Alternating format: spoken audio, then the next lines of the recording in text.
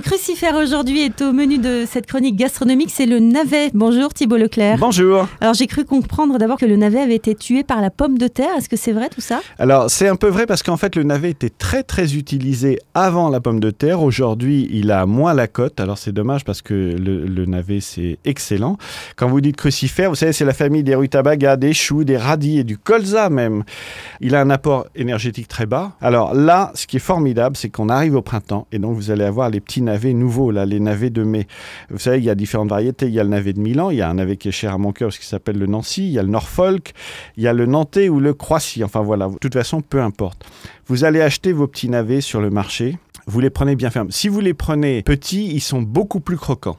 Alors déjà, vous gardez les fans, vous allez les cuisiner comme des épinards. Vous pouvez le manger cru, vous pouvez le manger cuit. Moi, j'achète des petits navets sur le marché et puis je les sers en apéritif, coupés en fines lamelles. Ou alors, quand ils sont vraiment tout petits, on les croque comme des radis.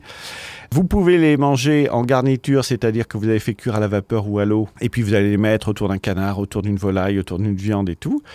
Et l'autre possibilité, c'est de le faire en jardinière. Parce que là, comme vous avez tous les petits légumes nouveaux qui arrivent, vous prenez une cocotte. Vous mettez vos carottes, vos navets, vos pommes de terre, des petits oignons blancs.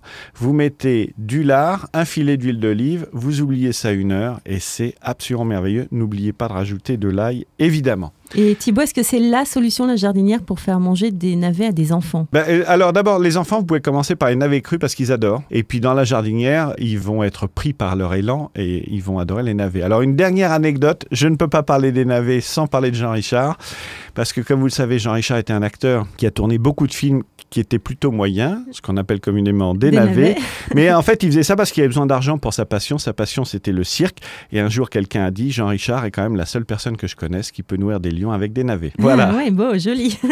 On retrouve cette chronique comme d'habitude sur terroirdechef.com. À très bientôt Thibault, au revoir. À bientôt.